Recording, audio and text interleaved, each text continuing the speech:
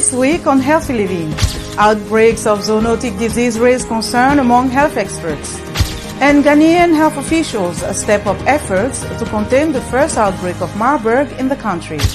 Plus, researchers say snail meat consumption may be making you sick. Finally, is your cooked meat safe to eat? Chef Mitchell has some tips. That's in this edition of Healthy Living.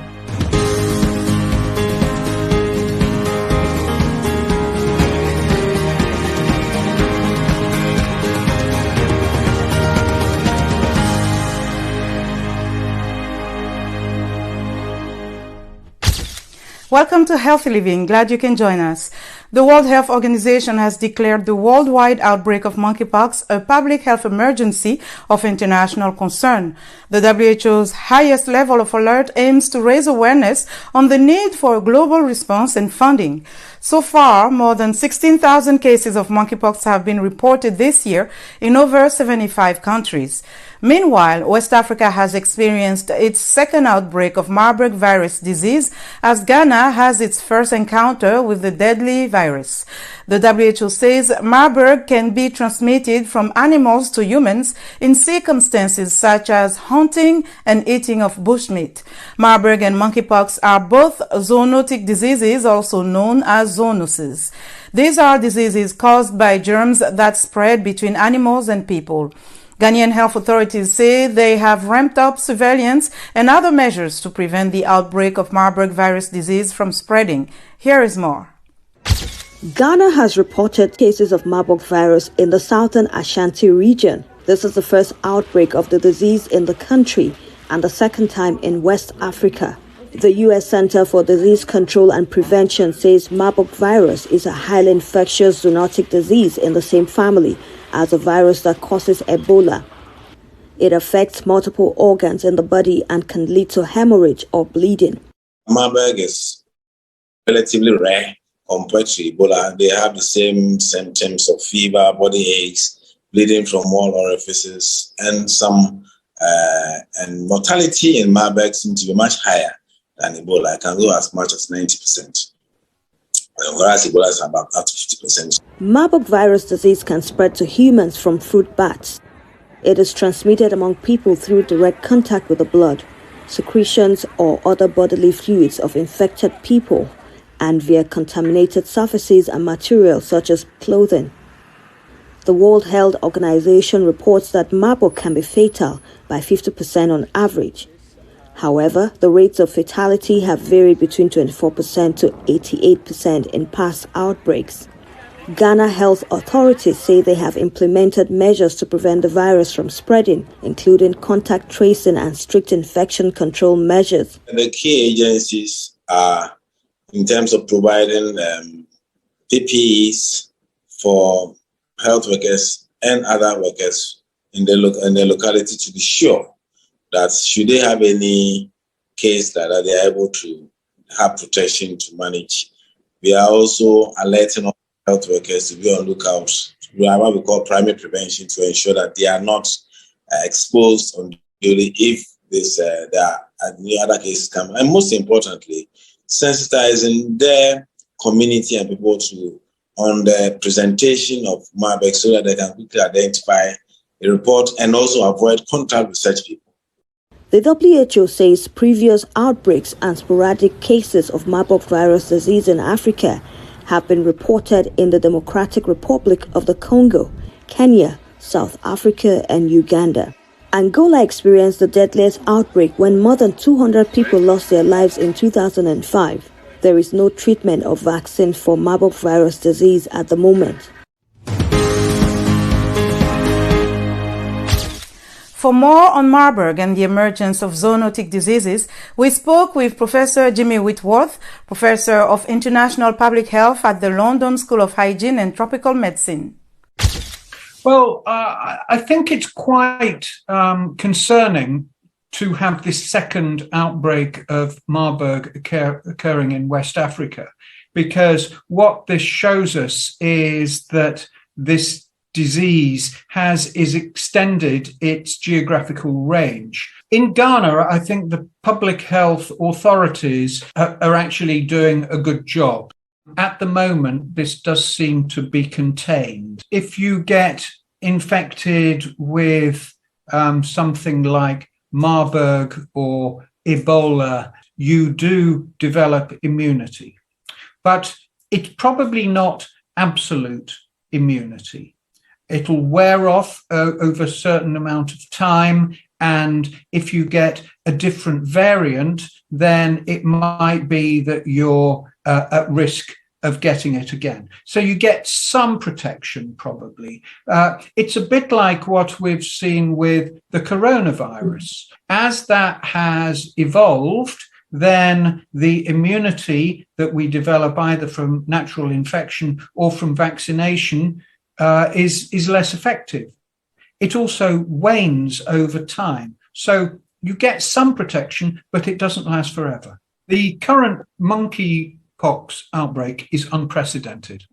Monkeypox is a disease which its natural home is in Western and Central Africa, in small rodents and squirrels and the like, and people just occasionally get infected. But this one has really spread fast. The most likely thing here is that it came from somebody, again, who was incubating the infection from Africa, but it got into a close-knit network and was able to spread very rapidly. As far as we know, anybody who is exposed to monkeypox by close contact can catch it. So we're all potentially at risk. Zoonotic diseases are really important, and it sort of brings home that we as humans, we are mammals and we are part of the natural world and we engage with the natural world. If we look at all the viruses that exist and can infect humans, about 2/3 of those we share with animals. Of all the mammal families that there are, then bats are the ones that really harbor the most serious zoonoses. One of the reasons why we're seeing this increase in zoonotic diseases is encroachment into areas where wildlife live. The public health measures that we take to protect the human population must take account of the natural world as well. In other zoonotic disease flare-up, Tanzania continues to monitor an outbreak of leptospirosis or rat fever, a bacterial infection that experts say spread by rodents. The disease has infected more than 20 people recently in the southern Lindi region, with at least 3 deaths. A report by the WHO concludes that Africa has seen a 63% increase in the number of zoonotic outbreaks over the past 10 years. Dr. Elisha Osati is an internal medicine physician at Muhimbili National Hospital in Dar es Salaam, Tanzania. He tells us more. After the outbreak, then the Minister of Health sent the team to the area, the site. And during that time, they found about 20 people have been infected by the disease, and about 3 have died, and others were admitted in the hospital, and the disease was not known. So it was presenting with a severe headache and fever, and some of them were bleeding from the nose, and some also had convulsions. So right away, the government sent the team, and actually the team took the samples of people who were there, blood samples, and also the team of WHO and CDC also came in, and actually it was found to be leptospirosis. It is different from Marburg or Ebola. We call them hemorrhagic viral diseases, because this is the bacterial one and those are the viral disease. When the leptospira enters into your body, it can go to the lungs. Actually, in the lungs, it can cause bleeding from the lungs, but it can also infect the liver. So the patient can also present with we call it jaundice. But also it can go to the kidneys. Again, it can go to the brain and can cause meningitis. It is more similar with dengue fever. before the team went there, about 20 people were found to be infected, and 3 of them died. So currently, the remaining patients have been cured and allowed to go home, except 2 whom were still in the hospital, but they are doing fine. So, after we realized that it is leptospirosis, and then started treatment immediately, because only just antibiotics can cure the disease. So the situation is not bad, it has been contained, and the surveillance is also continuing around the area.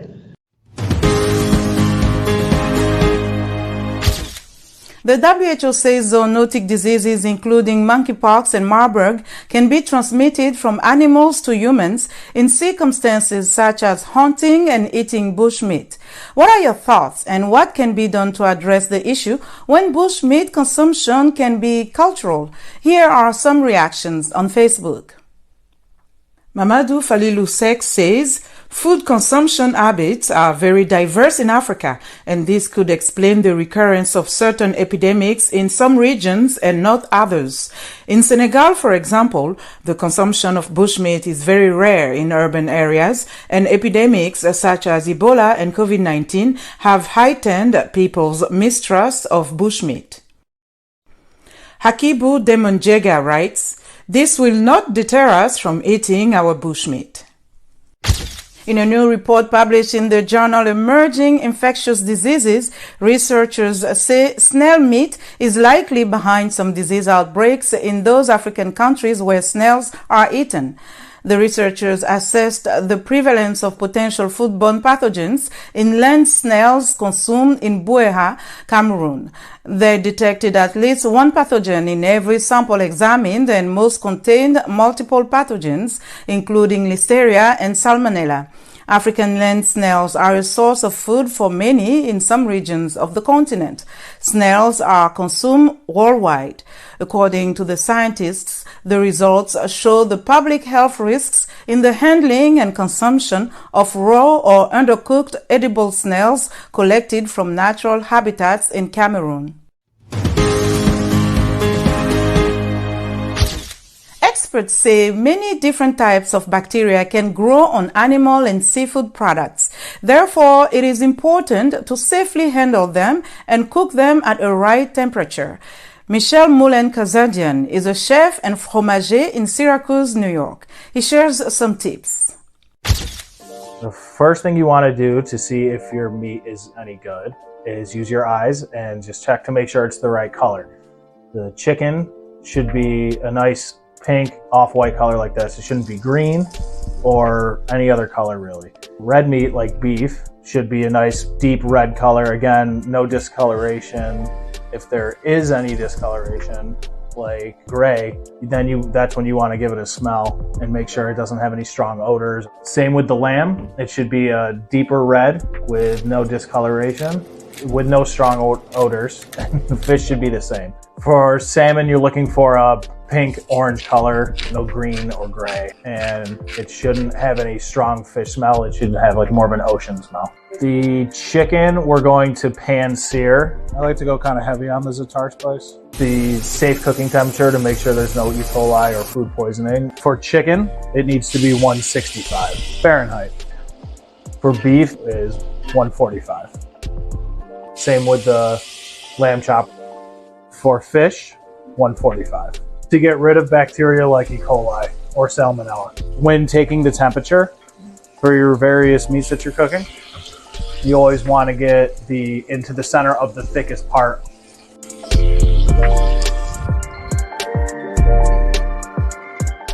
Good. That's our show for today. For more health news, wellness tips, and medical breakthroughs, stay connected to Voice of America at voanews.com or voaafrica.com. You can follow me on Twitter at Linor Moudou. Until next time, stay well and strive to make every day a healthy day.